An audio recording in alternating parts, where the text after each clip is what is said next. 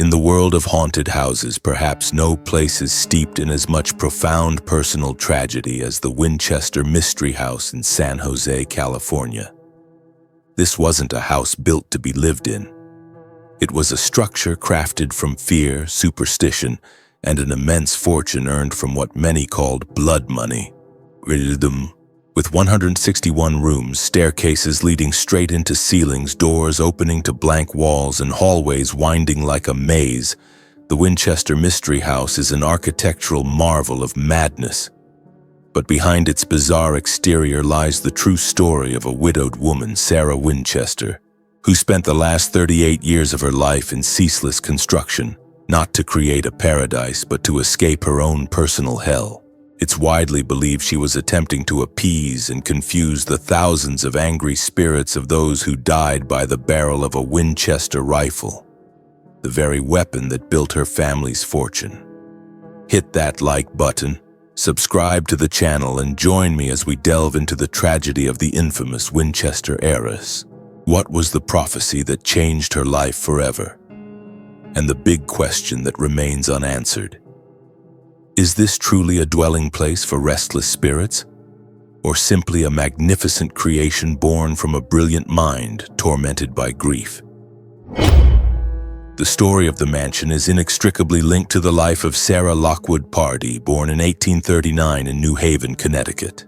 She was an extraordinary woman for her time, intelligent, beautiful, dubbed the Belle of New Haven, fluent in 5 languages and possessing a deep knowledge of literature, mathematics, and science. In 1862, she married William Wirt Winchester, the only heir to the Winchester Repeating Arms Company, an empire on the rise. Their lives seemed idyllic, but tragedy struck early. In 1866, their infant daughter Annie died at just 6 weeks old from a wasting disease that prevented her from absorbing nutrients. The death of her only child devastated Sarah, causing her to become increasingly reclusive. Meanwhile, the Winchester family business flourished. The Winchester rifle, with its revolutionary lever-action design, became the gun that won the West, bringing the family an immense fortune. But that fortune was built on countless lives. Tragedy once again befell Sarah's life.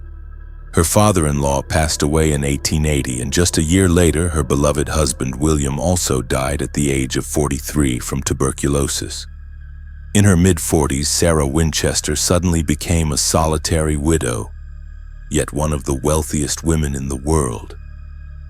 She inherited 50% ownership of the Winchester Company, worth about $20 million at the time, roughly $167 million today. But for Sarah, it was a blood-stained fortune, a curse rather than a blessing. Plunged into grief and despair, she sought out a medium for guidance. The visit to the Boston medium completely changed the rest of Sarah's life. According to legend, the medium connected with the spirit of her late husband, William. William confirmed Sarah's worst fears. Their family was indeed cursed. The spirits of all those who had died by Winchester rifles were seeking revenge, and they had already taken her daughter and husband. Now, they were coming for her, but William's spirit also offered a way out. The medium conveyed the instruction. Sarah must leave her home, travel west, and begin building a grand house for herself and for all those spirits. There was one crucial condition. Construction must never stop. As long as the sound of hammers echoed, she would live. The moment construction ceased, she would die.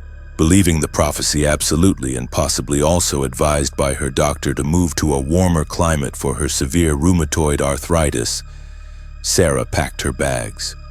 In 1886, she purchased a modest 8-room farmhouse on a 40-acre plot in Santa Clara Valley, California. Almost immediately, she hired a team of carpenters to work 24 hours a day, 7 days a week, embarking on one of history's most bizarre and protracted personal construction projects, lasting 38 years. The original small farmhouse quickly disappeared, making way for a colossal and ever-expanding labyrinth. With no master blueprint, how did Sarah direct such a complex undertaking? It's believed that each night she would enter a special room called the séance room to communicate with good spirits. They would tell her what to build the next day, and she would personally draw out sketches and hand them to the foreman each morning. The result was an architectural anomaly, chaotic and illogical. A maze designed not for the living but to confuse and trap the dead. The house ultimately featured around 160 rooms. The exact number is still debated. 40 bedrooms, 13 bathrooms, 6 kitchens, 47 fireplaces, 10,000 windows, and 2,000 doors. Its peculiar features became legendary. There were staircases that abruptly ended at the ceiling. There were doors that opened into blank walls. Most famously, a door on the second floor, if stepped through, would lead directly to the garden below. The number 13 appeared everywhere intentionally.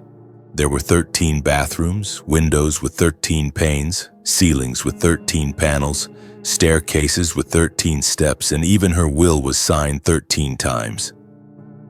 Windows were installed in floors, columns were placed upside down, and long, winding hallways served only to lead from one room to the next. In my opinion, this is precisely the most fascinating aspect of the story. Was this the product of a mind gripped by fear, attempting to create a physical trap for the metaphysical? Or were they merely architectural experiments by a wealthy and eccentric woman? The truth likely lies somewhere in between. She built ceaselessly because she feared death, and she built bizarrely to appease her invisible architects. Even if the construction's purpose seemed insane, there's no denying the Winchester Mystery House was an incredibly advanced structure for its time, revealing an intelligent and innovative mind behind the superstition. Many people only focus on the oddities and overlook its astonishing innovations. The house boasted central heating, indoor hot and cold running water, gaslights, and even 3 elevators. These were ultimate luxuries in the late 19th century. She designed an irrigation system for the indoor garden, with excess water being reused for the kitchen sinks.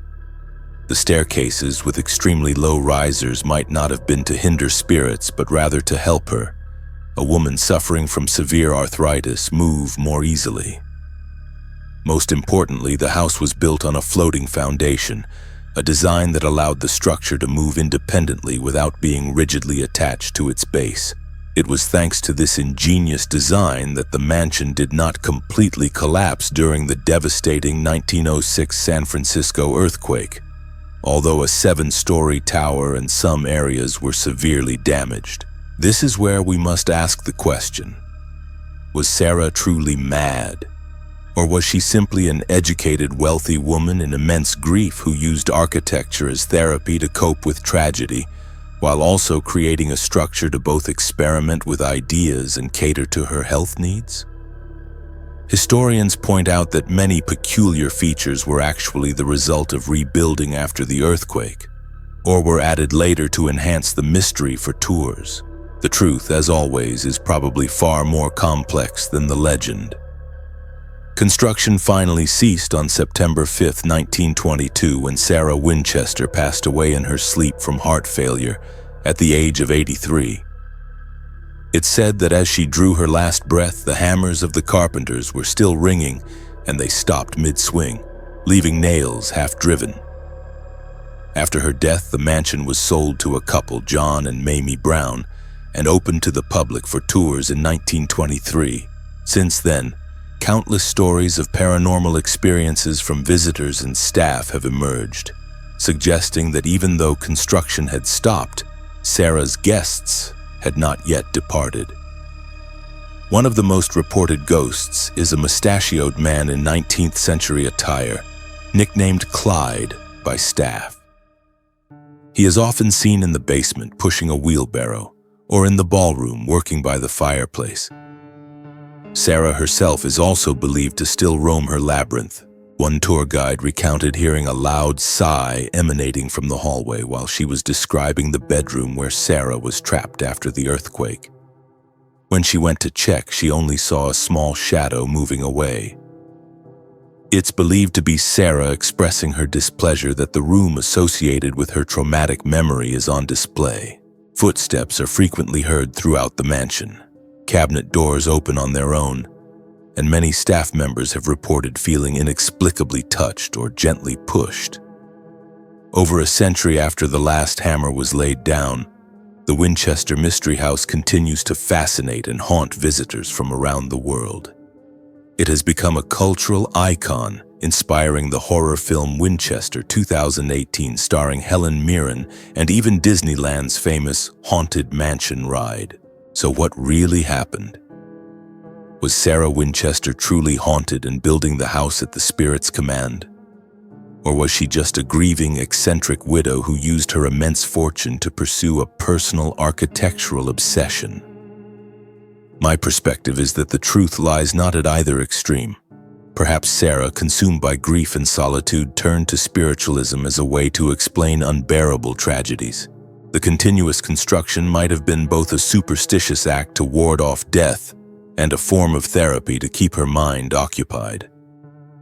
The house's eccentricities could be a combination of her unique architectural ideas, the need for accessible pathways due to her arthritis, and even damage from the earthquake. Whatever the truth, the Winchester Mystery House stands as a colossal monument to one person's pain, loss, and obsession. It's a testament to how history and legend can intertwine, creating a story grander than the facts themselves. And perhaps, the most terrifying ghost in this house isn't of the rifle victims, but rather the phantom of guilt and sorrow that haunted its heiress until her very last breath. When you talk about haunted plantations in the American South, it's almost impossible not to mention the infamous Myrtles Plantation. Tucked away under ancient oak trees draped in Spanish moss in St. Francisville, Louisiana, this magnificent antebellum mansion isn't just a historical landmark. Oh no, it's a regular pilgrimage site for ghost hunters. A place steeped in intense history and chilling legends, it's often called one of America's most haunted homes. Before we dive deep into this story, take a quick second to hit that like button and subscribe. It really helps the algorithm recommend more spine-tingling haunted tales just for you. Now let's explore the Myrtles Plantation together. The very air here feels heavy, and it's not just the humid Louisiana heat. It's also from the 12 restless spirits believed to wander this land. The true horror of Myrtles doesn't just come from the ghostly apparitions themselves, but from the unsettling, ambiguous legends that remain unsolved. The most famous, most tragic story might never have even happened, while real-life tragedies just as heartbreaking have almost faded into oblivion. Join me as we step onto the Myrtles Plantation's 125-foot veranda to separate legend from history and discover who truly haunts this place. Among the countless spirits said to haunt Myrtles, none are more famous or more tragic than Chloe. Her story is the epicenter of the haunting, a dark tale of abuse, revenge, and a terrible end. Legend has it that in the early 19th century, when the plantation was owned by Judge Clark Woodruff and his wife Sarah, there was an enslaved woman named Chloe who served in the house. Chloe wasn't just a servant. She was allegedly forced into a relationship with Judge Woodruff. One day, perhaps fearing she'd be banished to the fields once her master grew tired of her, Chloe secretly listened in on a private conversation of the Woodruff family. Unfortunately, she was caught. As punishment, Judge Woodruff reportedly ordered one of her ears to be removed. From that day on, Chloe was forced to wear a green turban to hide her humiliating scar. Tortured and shamed, Chloe devised a plan for revenge, or perhaps a desperate attempt to regain her standing. On the birthday of the Woodruff's eldest daughter, Chloe baked a cake. But inside that cake, she mixed in a small yet lethal amount of poisonous oleander leaves. There are two versions of her intention. One version claims it was an act of pure vengeance. The other, more tragic version suggests Chloe never intended to cause death. She only wanted to make her mistress and the children mildly ill, so that she herself could then cure them, proving her value and securing her safe position within the household. But the plan backfired catastrophically. The dosage of the poison was too strong. Mrs. Sarah Woodruff and 2 of her 3 children died in agonizing pain after eating the cake. When the other enslaved people on the plantation discovered Chloe's actions, they were terrified. Fearing their master's wrath would fall upon them all, they took matters into their own hands. They dragged Chloe from her room, executed her by hanging from a nearby tree, and after she died, they weighted her body with rocks and threw it into the Mississippi River to conceal their deed. Since then, Chloe's spirit is believed to have been unable to find peace. Countless visitors and owners have reported seeing the ghost of a young black woman, wearing a green turban, wandering the veranda or appearing between the buildings. Sometimes the cries of children are even heard accompanying her presence. Most notably, in 1992, a plantation owner accidentally captured a famous photograph, seemingly showing the blurry image of a woman in antebellum attire standing between 2 structures. This photo, after being analyzed by experts, including those from National Geographic, and deemed authentic, became undeniable proof of Chloe's ghostly existence. Chloe's story is undeniably captivating. It has all the elements of a Southern Gothic tragedy: a cruel master, an abused enslaved woman, a misguided act of revenge, and a premature death. It creates the perfect haunted backstory. But here's the kicker. It's highly likely that this story never actually happened. This is precisely what makes Myrtles Plantation far more complex and intriguing than a typical haunted house. Historians and researchers, after digging deep into public archives in St. Francisville, have uncovered facts that directly contradict the popular legend. Historical records show that Mrs. Sarah Woodruff and 2 of her children, Cornelia and James, did indeed die in 1823 and 1824. However, the cause was not poisoning, but yellow fever, an epidemic that ravaged Louisiana at the time and claimed countless lives. This was a real tragedy, but it lacks the sensational element of murder. What's even more shocking is that researchers have found no evidence whatsoever that an enslaved person named Chloe, or Cleo, ever existed in the Woodruff family's property records. The names of all other enslaved individuals were meticulously recorded, but the name Chloe is entirely absent. Contrary to the legend, Judge Woodruff was not a victim of violence. He was deeply grief-stricken after the death of his wife and children, left the plantation, never remarried, and passed away peacefully many years later in 1851. So where did the Chloe legend come from? It appears to be a fabrication woven over time. The story of a female ghost in a turban did exist within the later Williams family owners, but that was merely a family joke about an old woman, not a young enslaved woman who was killed. It wasn't until Marjorie Munson bought the house in the 1950s and began hearing local rumors that the story truly started to take shape. And when subsequent owners, particularly the Myers family in the 1970s, transformed Myrtles into a bed and breakfast, the story was completed with details about the poisoning and the ear incident, likely to create a more compelling narrative for tourists. In my opinion, debunking the Chloe legend doesn't make Myrtles less haunted. Quite the opposite, it makes the haunting even more profound. The Chloe story, though fictional, can be seen as a symbol, a distillation of countless unnamed tragedies of enslaved women who truly suffered abuse and violence on southern plantations. There may not have been a Chloe, but there were thousands of Chloes whose names history never recorded. The spirit in the green turban might not be that of a specific individual, but rather the embodiment of a collective pain, an injustice that has seeped deep into the very soil of this land.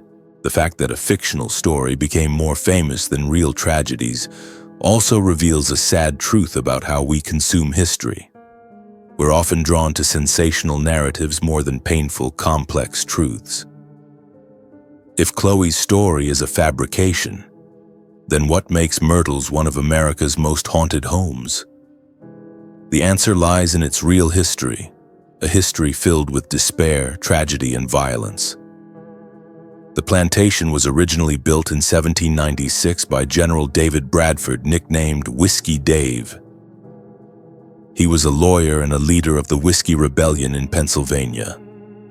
When the rebellion was suppressed and George Washington ordered his arrest, Bradford had to flee to Louisiana, which was then Spanish territory, and built this house, originally called Laurel Grove, as a refuge. From its very beginning, the house's foundation was built upon conflict and escape. As mentioned, the true tragedy of the Woodruff family was the death of Mrs. Sarah and 2 of her children from yellow fever. The pain of losing his wife and 2 children simultaneously was an incredibly powerful source of negative energy for Judge Woodruff. Furthermore, the later Sterling family also lost many children to illness, including Ruffin Sterling, who died of tuberculosis, and young Kate Winter, his niece, who died of typhoid fever. This plantation truly was a place where death by illness was a frequent visitor. This is the only confirmed fatal incident that occurred at Myrtles, and it too is shrouded in a mist of legend and fact. William Drew Winter, the son-in-law of the Sterling family, took over the plantation after the Civil War. One evening in January 1871, as he was tutoring his children in the parlor, a stranger rode up and called him out onto the veranda. When Winter stepped outside, he was shot by this individual with a double-barreled shotgun and died instantly. Legend has it that after being shot, Winter stumbled back inside, made his way through 2 parlors, and desperately tried to climb the main staircase to reach his wife, only to collapse and die on the 17th step. Ever since, visitors and staff frequently report hearing phantom-heavy footsteps ascending the staircase, only to stop abruptly at the 17th step. However, contemporary newspaper accounts assert that he died instantly on the veranda, with no tragic journey through the house whatsoever. Once again, we see how legend embellishes the truth. But the truth is horrifying enough. A man was attacked right on his doorstep, and his killer was never brought to justice. Some researchers hypothesize that Winter was assassinated by the Ku Klux Klan because he was an outspoken opponent of the organization, adding an extra layer of political tragedy to the house's history. Beyond these main narratives, there are other rumors. 3 Union soldiers reportedly lost their lives in the house. A groundskeeper perished during a robbery, and even claims that the house was built on a Native American burial ground. While most of these stories lack concrete evidence, they collectively weave a thick tapestry of death and tragedy blanketing the Myrtles Plantation.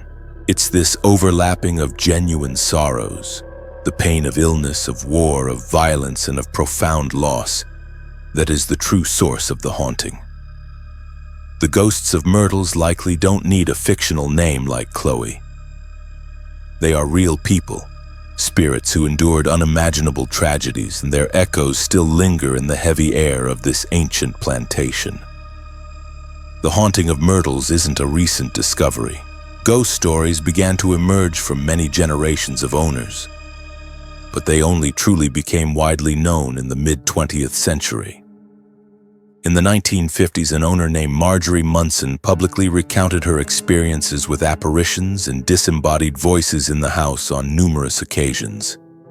It was she who heard local tales of a ghost in a green turban and began to shape the legend as we know it today.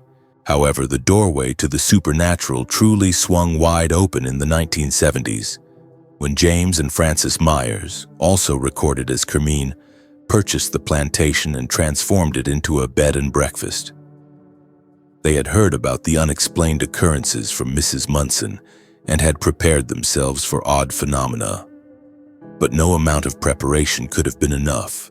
The phenomena they experienced during their time there were so numerous that Frances later wrote an entire book about it, titled The Myrtles Plantation: The True Story of America's Most Haunted House. The book meticulously documented their terrifying experiences, from shaking beds and self-rocking chandeliers to shadowy figures gliding through the night.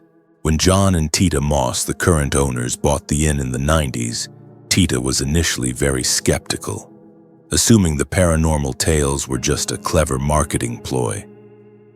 But her skepticism didn't last long. Within weeks of moving in, she began experiencing unexplainable phenomena, solidifying Myrtle's status as a genuine paranormal hotspot. Through the accounts of owners, staff, and thousands of visitors, a detailed catalog of supernatural activity at Myrtles has been compiled. This isn't the haunting of a single spirit, but rather of an entire community of entities. One of the most famous haunted objects in the house is a large antique mirror hanging in the entrance hall. According to tradition, after a passing, all mirrors in a house must be covered to prevent the spirit of the deceased from becoming trapped inside. Legend has it that this mirror was not covered after the demise of Mrs. Sarah Woodruff and her children, and their spirits were absorbed into it. Visitors frequently report seeing shadowy figures or small handprints appearing from within the glass. Even more chilling, it's said that these handprints cannot be wiped away, and even if the mirror is replaced, they will reappear.